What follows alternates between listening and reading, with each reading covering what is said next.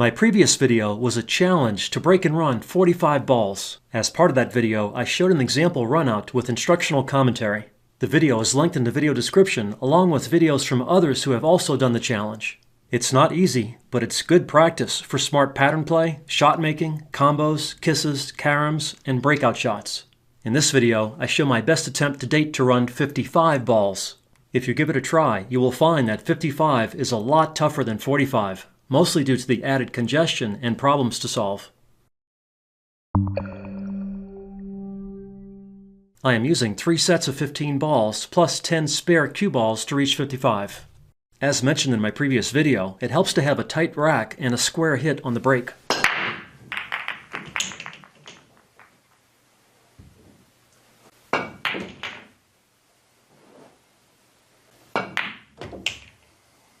Combos come up a lot with so many balls on the table. Here, I use low outside drag to hold the cue ball and object ball for a follow-up shot.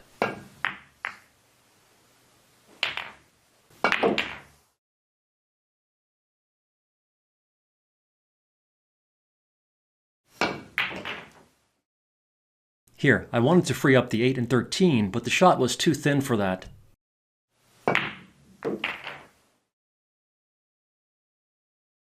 It helps to be tall with long fingers when there are so many balls in the way.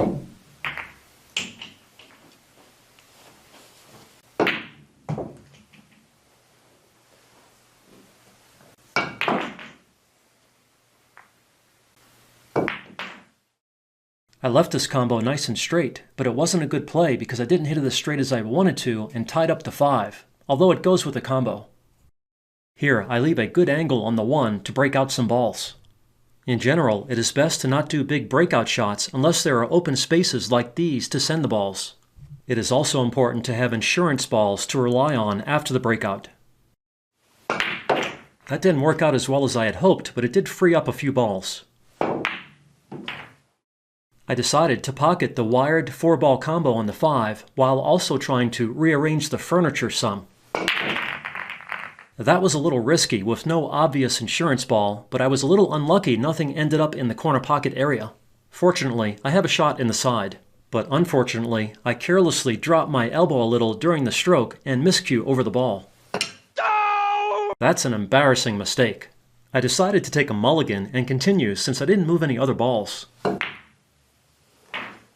On this shot, I am more careful to keep my shoulder and elbow still.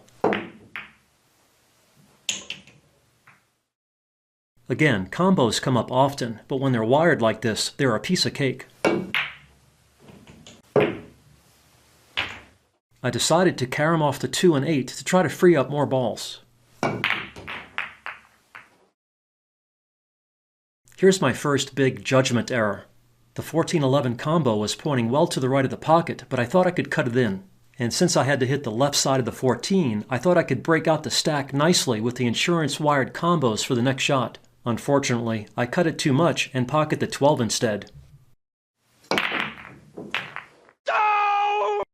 I should have just shot the easy 12 directly for the cluster breakout.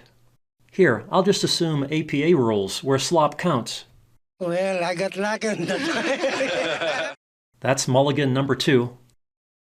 Here, I was hoping to clip the 11 into the 9 and 7 and get a look at the 2, but I hit it too thin and too slow. Without the ego-boosting powers of video editing, where I trim out my mistakes when producing instructional videos, I almost look like a banger. Luckily, I have a 4-ball combo at the 15 in the side. I left the cue ball bad, but luckily the 8 is in front of the side, giving a wide margin for error to kiss the 11 in. I was hoping the 8 might break out some balls, but it went straight through the gaps.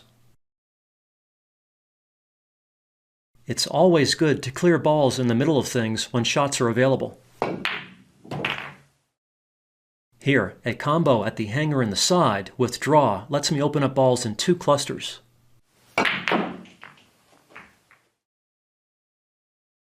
Shooting the 11 opens a look at the 7 for later. And shooting this white ball opens things more.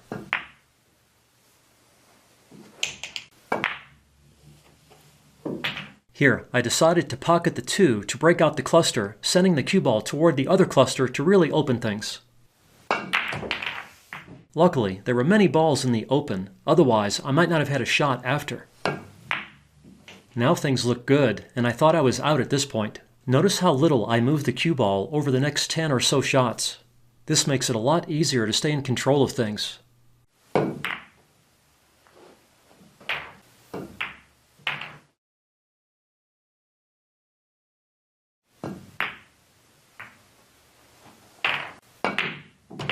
The only balls that gave me a little concern were the 7, 14, and 9, so I decided to address them now, even though I could have used the 3 to easily get on the 9 later to open the pocket for the 7 and 14. I think I caught a piece of the side pocket point on this one. I could have bumped the cluster here, but I didn't think it was necessary to try to force it, since I could easily open it with the close-by ball later.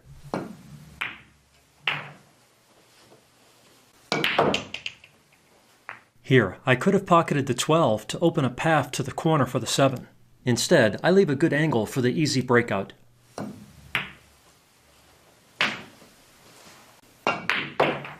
Now things are wide open.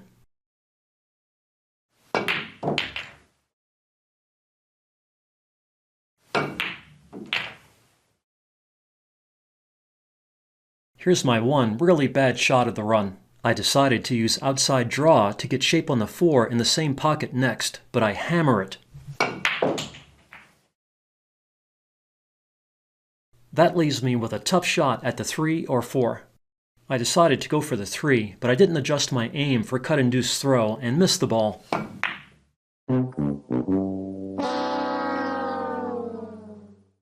Channel viewers don't see me miss often because I usually edit out my mistakes when producing instructional videos. But like everybody, I do miss shots on occasion, sometimes badly. No! That's mulligan number 3.